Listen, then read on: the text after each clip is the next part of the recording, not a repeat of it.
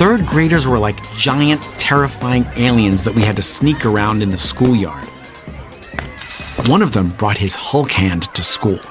This was the craziest toy, a hard plastic fist that fit over your hand. It only had one purpose: to beat the shit out of other kids.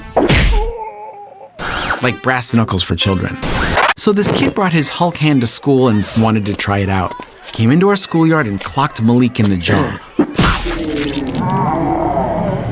Knocked 4 front baby teeth loose.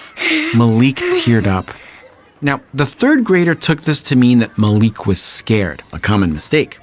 It was the first time I saw this, but it was a good life lesson. Sometimes, tears mean I am emotionally erupting. Malik beat the shit out of that third grader.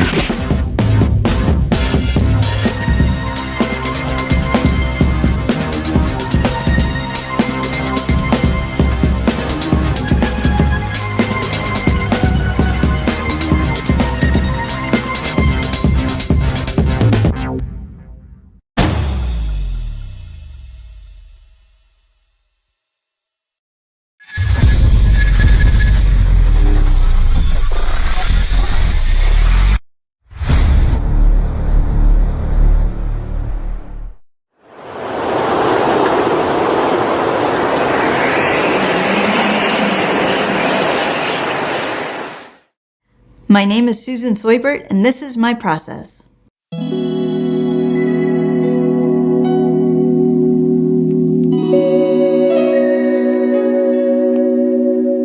When I was a kid, I wanted to be a National Geographic photographer. I was 6. I spent a lot of time at my grandma and grandpa's house in Illinois. They had stacks of Nat Geos, and I fell in love with the pictures. Just sitting on the floor, flipping through the pages of the magazine, I just would get lost. I remember the one that stuck with me the longest is the honey hunters of Nepal. I was like, that would be so cool. I would love to do that. But I was sort of on a course for being in a more, what would you say, academic environment in school. But I always enjoyed photography. I got a camera when I was a teenager and took black and white photography in high school. And I sold my first print ever at a cafe in Indianapolis for $50. And I really just enjoyed the process. I loved the magic of taking the picture, and then you'd go to the darkroom and watch it develop. And I was very much drawn to it, but I never considered that that would ever be an option for a career. And so when I was looking at colleges, I was looking to go study philosophy because that was another area of interest of mine. I was like, going through the PH and philosophy and photography are right next to one another. And I thought, you can't get a degree in photography, can you? And I went down to the library after the SATs and found some schools that I was interested in going to. And sure enough, I pursued a Bachelor of Fine Arts degree, and I chose Portland, Oregon, because it was the farthest place from Indianapolis, yet still in the 48 contiguous states. I got my first show when I was 21 or 22 years old, and that led to working my first real magazine story. And it was 14 pages, and I got the cover. It was my first massive cover. And it was the cover that was entered into the Alfred Eisenstaedt Awards, and I won. What was interesting about the Dahlia story, getting published and getting so much play and winning an award and all that, was that it afforded me an opportunity to take my skills that I had learned for approaching photography from a creative standpoint only and not commercial, and then applying those to a commercial standpoint.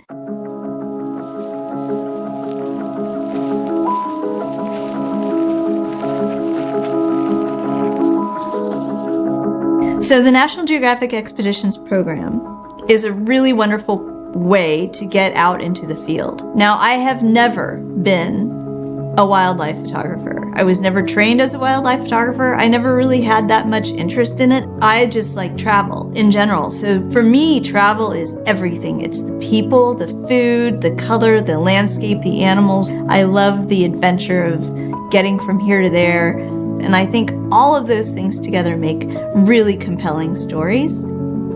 And the thing about the expeditions program is that although my area of expertise is in travel photography, they brought me in to do whatever. I mean, I'd never turned down anything. And so I ended up going to the Galapagos, which was amazing. I learned so much. And then in Alaska, doing the Inside Passage over and over and over again, I was able to see South Sawyer Glacier collapsing and flattening, and Mendenhall Glacier retreating at alarming rates. And so it really brought home the importance of the environment. And I now consider myself a conservation photographer, because how can you not be after you have these experiences? And this also gets back to why I believe in the power of travel as a transformative tool for people. One of the most magical moments of my life was my first trip in Bahia de Magdalena. I had no idea what to expect. Everybody had gone to bed, but it was like 8 o'clock. So I got a glass of wine and I went out to the bow. And it was the most clear sky I had ever seen in my life. And there was nobody to talk to about it. And then all of a sudden, I heard this deep breath come out of the water. And I looked over, and sure enough, there's this giant whale. So I just laid down on my back and stared up at that sky full of stars and listened to that breath from that whale and cried.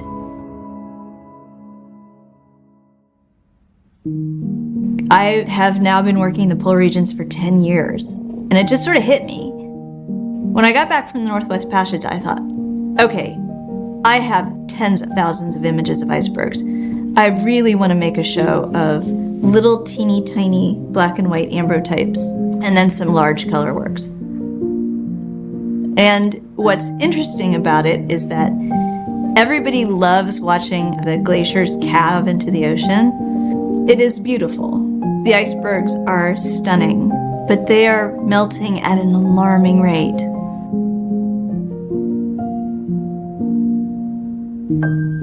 I want the beauty of the work to draw people in, but I want it to start conversations.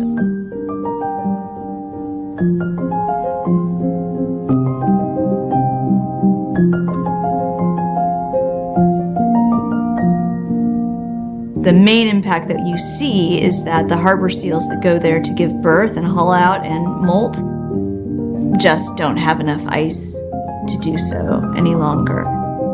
And then there are so many valuable natural resources up there that is going to be a contentious issue to watch.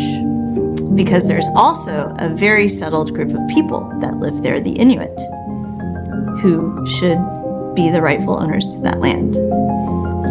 And they are now no longer able to live their lives as they have for millennia, because climate change is impacting their ability to live. The reality for the poorest people who have had the most delicate touch on our planet are paying the greatest price.